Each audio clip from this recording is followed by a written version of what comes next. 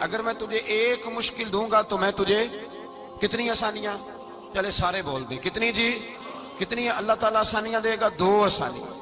ہم لوگ اچھا جب ہمارا ذہن بن جاتا ہے نا کمزوری کا، ہمارا جب مزاج بن جاتا ہے مایوسی کا، پھر معاملہ ذرا ہمارے لیے گمبھیر ہو جاتا ہے۔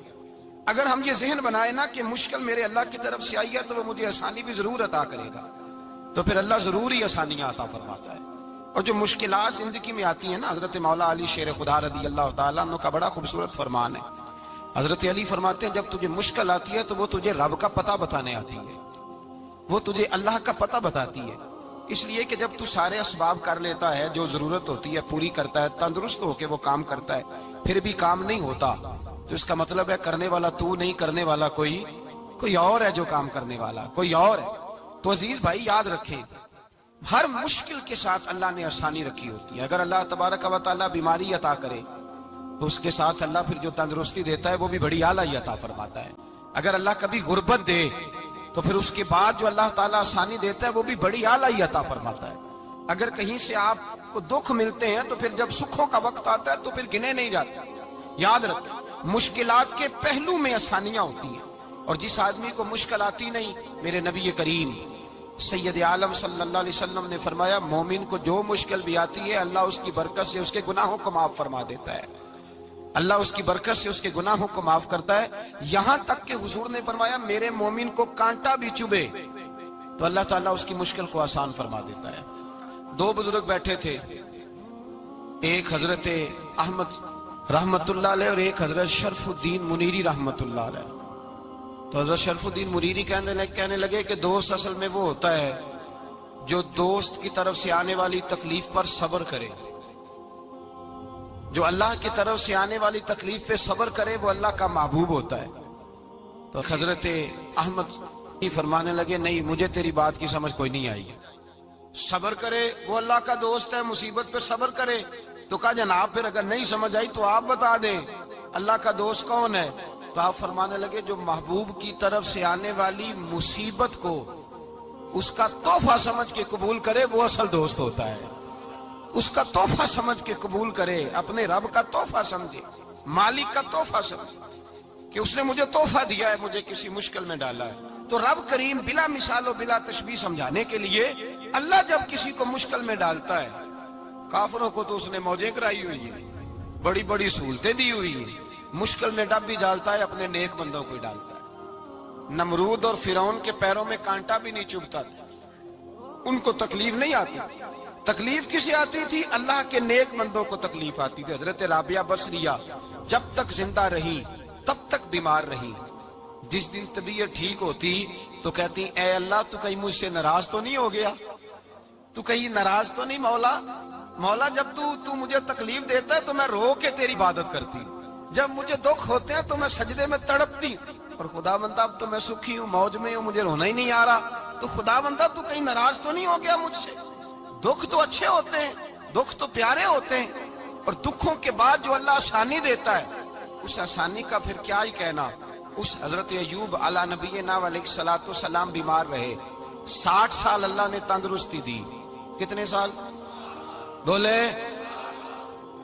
60 سال، غور کرنا بات پر، 60 سال علیل رہے، پھر بیمار ہو گئے، 18 سال ہو گئے بیمار ہوئے۔ زوجہ کہنے لگی دعا کر لیں آپ کو اللہ صحت دے دے۔ ہمیں اگر کوئی بندہ پوچھ لینا کہ بھائی کبھی کوئی خاص بات تو سناؤ، تو ہم جو ساری زندگی سکھ کے ساتھ سوئے ہوتے ہیں وہ بات نہیں سناتے، وہ جو ایک رات درد سے نیند نہیں آتی اس رات کا قصہ سناتے ہیں، کہتے ہیں وہ میرے الٹے دانت میں درد تھا تو میں ساری رات سو نہیں سکا۔ او بھائی جو ساری زندگی سویا ہے اس کا تو ذکر نہیں کر رہا، اور ایک رات جو تجھے نیند نہیں آ رہی، کسی سے پوچھا جائے، ڈاکٹر کہتے ہیں 360 ہڈیاں ہوتی ہیں وجود میں، کسی سے پوچھا جائے نا تیرا کیا حال ہے تو 359 ہڈیوں کا ذکر نہیں کرتا، جس گھٹنے میں درد ہے اس کا ذکر کرتا ہے، کہتا ہے یہ گھٹنے میں بڑی درد ہے۔ او بھائی باقی 359 ٹھیک ہے نا، ان کی بھی تو کوئی بات سنانا۔ حضرت رابعہ بصریہ رحمت اللہ علیہ کے پڑوس میں ایک نوجوان رہتا تھا، آپ کے پڑوس میں، تو وہ جب جو محلے میں بچے رہتے ہیں نا گاؤں میں ان کا پتہ ہوتا ہے، پڑوسی تھا تو 34-35 سال نوجوان کی عمر ہو گئی، کبھی بیمار نہیں ہوا۔ ایک دن اس کی طبیعت علیل ہوئی، سر میں درد ہوا تو اس نے پٹی باندھ لی سرخ رنگ کی، باہر نکل کے آیا حضرت رابعہ بصری علیہ رحمہ نے دیکھا تو فرمانے لگے بیٹے خیر ہے؟ لگا جی اماں جی سر میں بڑی درد ہے. آپ فرمانے لگے کتنی عمر ہو گئی؟ کہنے لگا 34-35 سال. فرمانے لگے پہلے تو کبھی درد نہیں نہ ہوئی؟ کہنی اماں جی آج ہی ہوئی ہے. تو آپ فرمانے لگے 34 سال اللہ نے صحت دی ہے, تو نے شکر کی ایک پٹی بھی نہیں باندھی, اور آج درد ہوئی ہے تو شکوے کی پٹی تو نے فوراً ہی باندھ لی ہے. کوئی شکر کی پٹی بھی باندھنی چاہیے. حضرت ایوب 18 سال بیمار رہے. زوجہ کہنے لگی دعا کر لو, تو آپ فرمانے لگے بی بی سے کہ صحت کتنی دیر رہی؟ اس نے کہا 60 سال. تو آپ فرمانے لگے ذرا بیماری کو بھی 60 سال گزر لینے دو, پھر دعا بھی کر لیں گے. یہ دعا کی, اللہ یہ لفظ کہے اللہ نے صحت دے دی, تندرستی آ گئی. ایک دن گھر میں بیٹھے بیٹھے زوجہ کہنے لگی کہ ایوب یہ بتاؤ دکھ اچھے کہ سکھ؟ آپ فرمانے لگے سارے دن ہی اللہ کے ہیں, پر دکھ بڑے اچھے تھے. مجھ سے پوچھو تو دکھ بڑے اچھے تھے. کہا کس طرح؟ تو حضرت ایوب فرمانے لگے جب میں بیمار تھا تو 24 گھنٹے میں ایک دفعہ میرا رب میرا حال پوچھا کرتا تھا. ایک دفعہ میرا اللہ پوچھتا تھا ایوب تیرا حال کیا ہے؟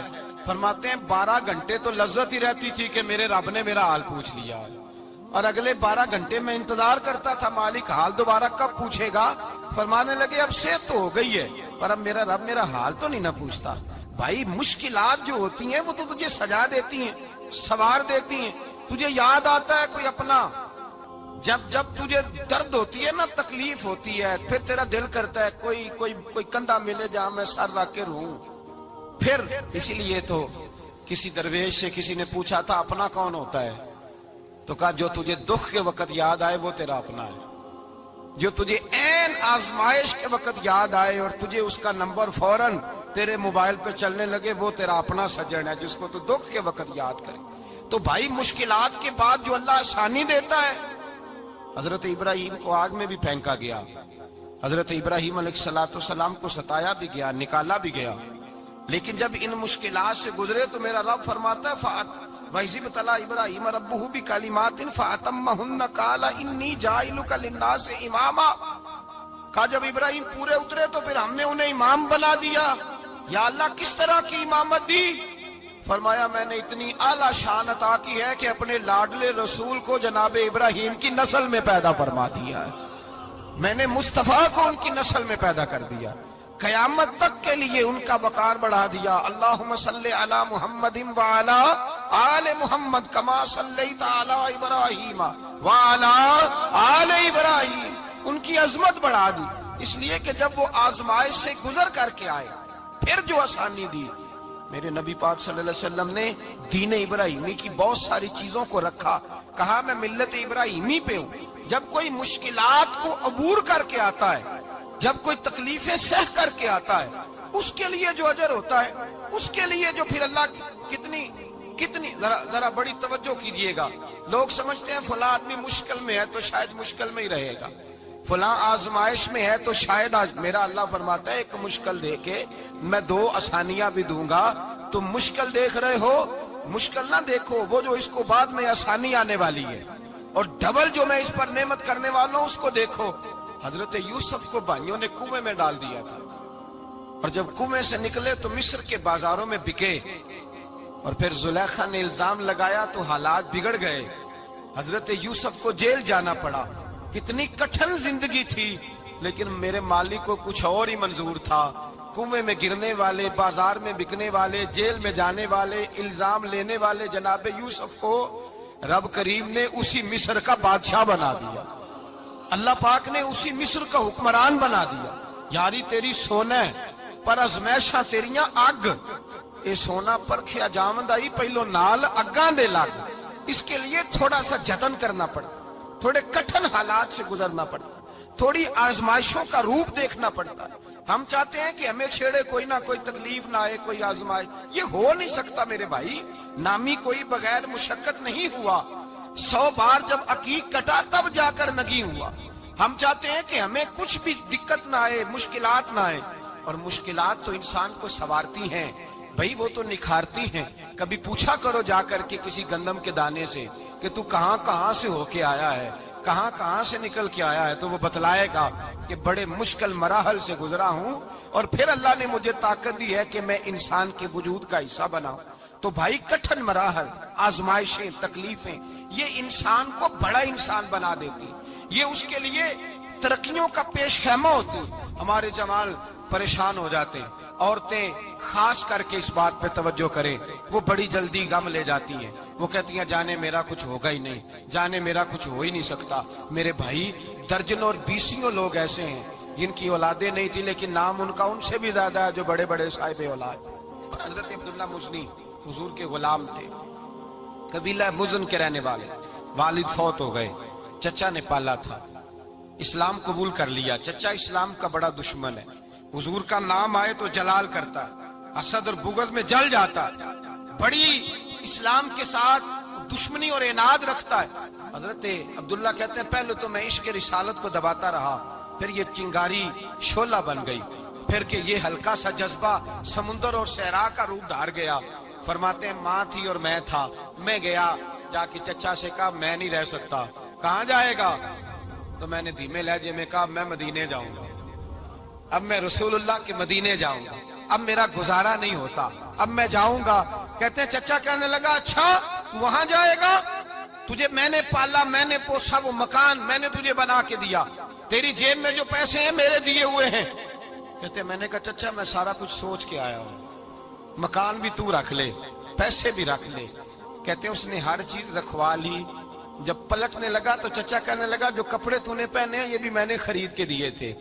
حضرت عبداللہ فرماتے ہیں میں نے وہ کپڑے بھی اتار کے دیے. برہنہ حالت میں ماں کے پاس گیا اور میں نے کہا اماں میں پہلے بھی تو ننگا پیدا ہوا تھا, تو نے ہی کپڑے پہنائے تھے, میرا پھر بدن ننگا ہو گیا ہے, کپڑے دے دے. کہتے ہیں 2 بیبیوں والے کپڑے اماں نے دیے, ایک میں نے تامت باندھ لی, دوسرا اوڑھ لیا اور مدینے پہنچا.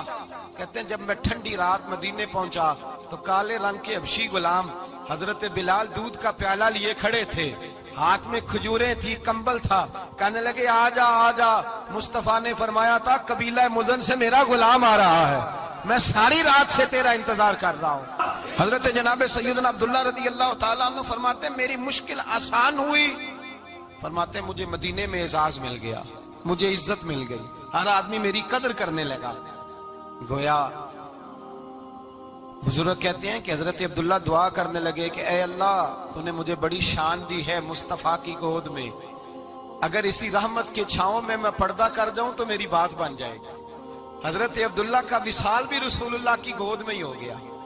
گود میں نہ کوئی رشتہ دار, نہ کوئی تعلق دار, نہ کوئی ہمسایا اپنا, نہ کوئی چچا, نہ کوئی ماموں, شہر میں تنہا اسی کسے دے کچھ نہیں جے لگ دے, تے نہ کوئی ساڈا دردی. تنہائی جنازہ اٹھا تو اٹھانے والے کون ہیں؟ ابو بکر صدیق, فاروق اعظم, عثمان غنی, مولا علی, حسنین کریمین جنازے میں شامل. میرے رسول پاک صلی اللہ علیہ وسلم نے جنازہ پڑھایا. دیکھو مشکل کاٹی تھی تو آسانی کا رنگ دیکھو, آسانی کا انداز دیکھو. حضرت سیدنا ابو دردہ رضی اللہ تعالیٰ عنہ ارشاد فرماتے ہیں مدینے میں رواج تھا کہ جب قبر میں اتارنے لگتے تھے تو قریبی رشتہ دار اتارا کرتے تھے, پر عبداللہ کا تو رشتہ دار ہی کوئی نہیں تھا مدینے میں, کون اتارے؟ فرمایا جب قبر میں اترنے لگے تو حضرت ابو بکر صدیق اور حضرت عمر فاروق اتر گئے کہ ہم قبر میں اتارتے ہیں. رسول اللہ نے فرمایا تم باہر نکلو, تم کیوں قبر میں گئے ہو, باہر آؤ. کہتے ہم باہر آئے تو اللہ کے رسول اندر گئے. فرمایا کون کہتا ہے اس کا کوئی نہیں, میں جو موجود ہوں. کون کہتا ہے کوئی نہیں؟ فرمایا رکھو میرے ہاتھوں پہ. کہتے ہیں حضور کے دست مبارک پہ رکھا اور باہر کھڑے ہم رشک کرنے لگے کہ واہ اللہ تیرا آسانی دینے کا رنگ, آسانی. اس نے مشکل برداشت کی تو رب نے مصطفیٰ کے قدموں میں آسانیاں عطا فرمائی. پسے اور حضور نے قبر میں رکھا, نبی پاک نے. میرے دادا مرشد کہتے ہیں عشق سرکار کی ایک شمع جلا لو دل میں, بعد مرنے کے قبر میں بھی اجالا ہوگا. اور میرے اعلیٰ حضرت فرماتے ہیں لحد میں عشق رخ شاہ کا داغ لے کے چلے, لحد میں عشق رخ شاہ کا داغ لے کے چلے, اندھیری رات سنی تھی چراغ لے کے چلے. اور بیدم شاہ بارسی تو حد کر گئے, کہنے لگے پسے مردن, بعد مرنے کے پسے مردن فرشتوں نے جو تلاشی لی تو کیا نکلا, فقط ایک دل کے گوشے سے خیال مصطفیٰ نکلا, فقط ایک دل کے گوشے سے خیال. اور کامل پیرو نہ دے باہو قبر جنا دی جیوے. میرے بھائی نبی پاک صلی اللہ علیہ وسلم کے ساتھ وفا کی تنگی دیکھ کر دقت ساتھ دیا, مکہ مخالفت کرتا تو جناب فاطمہ حضور کا خیال رکھتی. فاطمہ بنت اسد بڑا پیار کیا, بڑی محبت کی مولا علی کی والدہ نے, ہر دکھ ہر تکلیف کاٹی, لیکن رسول کائنات صلی اللہ تعالی علیہ وسلم کا ساتھ نہ چھوڑا. اور یہاں تک روایات میں ملتا ہے کہ جناب فاطمہ الزہرا جب بیاہ کے ان کے گھر گئی تو باہر سے سودا لا کے دیتی. حضرت فاطمہ سے بڑا پیار کرتی, بڑی محبت, مشکلات میں ساتھ دیا. جب وصال ہوا تو فرماتے ہیں کوہرام مچ گیا مدینے میں. لوگ منتیں کرتے تھے کہ حضور کا ایک بال مل جائے تو قبر میں بخشش کا سامان ہو جائے گا. رسول پاک نے فرمایا جب جناب علی کی والدہ کو غسل دے لو تو کفن پہنانے سے پہلے میرے پاس آنا. کہتے ہیں جب غسل دے لیا تو عرض کی حضور غسل ہو رہا ہے, کفن کا کیا کرنا ہے؟ حضور اندر گئے, قمیض بدلی اور جو کرتا پہنا ہوا تھا اتار کے دیا. فرمایا وہ علی کی ماں نہیں میری ماں ہے, اس نے میرے لیے بڑی تکلیفیں سہی ہیں, بڑی مشکل دیکھی ہے. فرمایا اس طرح کرو میرے کرتے میں اسے کفن دو. حضور نے جنازہ پڑھایا, اپنے کرتا لباس مبارک میں کفن دلایا. پھر جب وہ دفن ہوئی تو حضور قبر پہ کھڑے ہوئے, کھڑے ہو کے فرمایا اے اللہ اپنے سارے نبیوں کے وسیلے سے اور میرے وسیلے سے میری اماں کی بخشش فرما دے. پھر جو آسانیاں ملی ان لوگوں کو تو ان کی قبروں تک آسانیاں ملی, پھر ان کو قیامت تک کے لیے آسانیاں ملی جنہوں نے مشکلات کو دیکھا.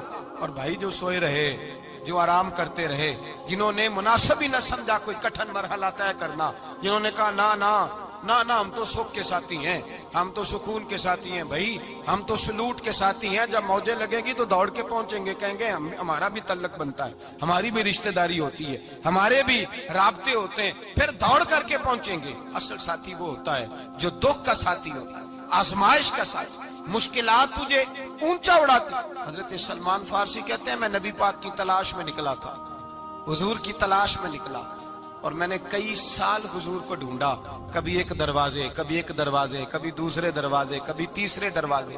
فرماتے میں شہزادہ تھا پر بکتا بکاتا مدینے آیا, میں نے نبی پاک کی تلاش میں یہودیوں کی غلامی بھی کی, تیری تلاش میں پھرا میں جنگل پہاڑ اور دشت میں. فرماتے ہیں بڑی تکلیف کاٹی, بڑی آزمائش دیکھی, لیکن اس دن مجھے سارے دکھ بھول گئے, اس دن میری ساری تکلیفیں آسانیوں میں بدل گئی جس دن میرے نبی نے میرا بازو تھام کے کہا سلمان منا اہل البیت. فرمایا سلمان کو تو میں نے اپنی اہل بیت میں شامل کر لیا ہے. فرماتے اتنی بڑی فضیلت کہ میں رسول اللہ کے خاندان میں جا شامل ہوا. تو بھائی یاد رکھیں جب آپ کو مشکل آتی ہے تو آپ کو آسانی دینے کے لیے آتی ہے, جب آپ کی طرف کوئی آزمائش آتی ہے تو آسانی دینے.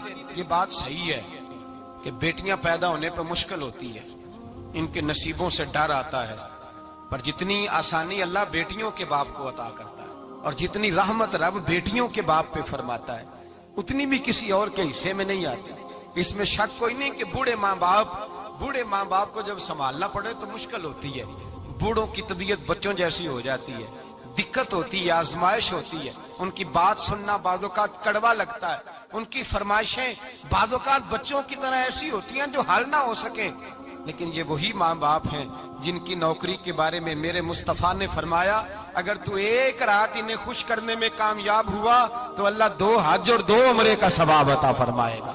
اس میں شک نہیں کہ بہت سارے کام مشکل ہوتے ہیں, کٹھن ہوتے ہیں, آزمائش والے ہوتے ہیں, اس میں کوئی شک نہیں کہ اس دور میں دین کا کام بڑا مشکل ہے, دعوت و تبلیغ کا سلسلہ بڑا کٹھن ہے. اس دور کے اندر حق بات بیان کرنا بڑا ہی مسئلہ ہے. اس دور کے اندر لوگوں کو کھری بات پہنچانا اور بتانا یہ اپنے ہاتھ میں آگ کا انگارہ پکڑنے کے مترادف ہے. لیکن میرے مصطفیٰ نے فرمایا تھا اس دور میں جب فتنہ ہو من تمسک بسنتی اندہ فساد امہ فلہ اجر 100 شہید. فرمایا اس دور میں جب آزمائشیں آ جائیں, تکلیفیں آ جائیں, اس دور میں جو میری سنت پر عمل کرے گا, رسول پاک کا وعدہ ہے اللہ ایک سنت پر عمل کرنے والے کو 100 شہیدوں کا ثواب عطا فرمائے. اللہ 100 شہیدوں کا درجہ دے گا اسے. تو بھائی جس قدر مشکل زیادہ اس قدر آسانی بھی, اس قدر اجر بھی زیادہ. مشکلات سے گھبرایا نہ کریں, ذہن بنا لیں کہ جس رب نے دی ہے وہی اللہ نجات بھی عطا فرمائے گا. انسان آسان ہو جاتا ہے. ہم لوگوں نے نا دوڑ صرف سکھ کٹھے کرنے کے لیے لگا لی ہے, سکھ کٹھے کرنے کے. وہ لوگ دکھوں میں راضی رہتے تھے, آزمائشوں میں. ہمارا دعویٰ ہے رب رسول سے پیار کا, اور میرے حدیث بخاری میں ہے فرمایا جو مجھ سے جتنا زیادہ پیار کرے گا اتنا اس کی طرف مشکل زیادہ آئے گی۔ حضرت ابو بکر شبلی رحمت اللہ علیہ سے کچھ لوگ ملنے آئے، کہنے لگے صاحب ہمیں آپ بڑے اچھے لگتے ہیں، بڑے پیارے لگتے ہیں، آپ کی زیارت کرنے آئے، دل کرتا ہے 2 گھڑیاں پیر دبا دیں، دست مبارک چوم جائیں، دست بوسی ہو جائے، دل کرتا ہے۔ آپ نے فرمایا واقعی مجھ سے پیار ہے؟ کہا حضور بڑا پیار ہے۔ فرمایا سوچ لو کا صاحب بڑا پیار، پھر سوچ لو کا بڑا پیار ہے۔ حضرت ابو بکر شبلی دیوانے سے آدمی تھے، پتھر اٹھائے روڑے اور زور زور سے ان لوگوں کو مارنے شروع کر دیے، دوڑ گئے، کہنے لگے بابا تو پاگل ہو گیا ہے۔ جب دوڑے تو حضرت ابو بکر شبلی فرمانے لگے بس تم تو کہتے تھے ہمیں پیار بڑا ہے۔ کہا حضور کیا مطلب؟ آپ فرمانے لگے اگر تمہیں مجھ سے پیار ہوتا تو میرے روڑے کھا کے میرے دروازے پہ مر جاتے، کبھی میرا ساتھ چھوڑ کے نہ جاتے۔ تمہیں پیار نہیں، تم سکھ کے سجن ہو، تم چوری کھانے والے میاں مٹھو ہو، تم تو اس لیے آئے ہو کہ یہاں برکتیں ملیں گی، موجیں ملیں گی، تمہیں پیار نہیں۔ ہمیں خدا رسول سے پیار بھی ہے، ذرا سی آزمائش آئے رونے بیٹھ جاتے ہیں، غریب بھی رو رہا ہے، بیمار بھی رو رہا ہے، تنگ دست بھی رو رہا ہے، اور جو آدمی کسی مشکل میں گرفتار ہے وہ بھی کہتا ہو جتنا میں الجھ گیا ہوں ہے ہی کوئی نہیں۔ اٹھیں، بیدار ہوں، اپنے آپ کو توانا کریں، اپنے اندر جولانیاں پیدا کریں، یاد رکھیں جتنی مشکل سخت ہوگی اتنی آسانی بھی اللہ زیادہ ہی عطا فرمائے گا۔ اللہ تعالیٰ زیادہ اور وعدہ کیا اللہ پاک نے، فَإِنَّ مَعَ الْعُسْرِ يُسْرًا إِنَّ مَعَ الْعُسْرِ يُسْرًا، فرمایا اگر میں تمہیں 1 مشکل دوں گا تو میں تمہیں 2 آسانیاں عطا فرماؤں گا۔ اللہ تعالیٰ ڈبل آسانی دیتا ہے اگر کسی پر مشکل ڈالتا ہے۔ اپنے آپ کو کمزور نہ کریں، ذہن بنائیں دکھ سہنے کا، مزاج بنائیں تکلیف برداشت کرنے کی، پھر یہ مشکل نہیں ہوگا، پھر آسانی سے بندہ گزر جائے گا۔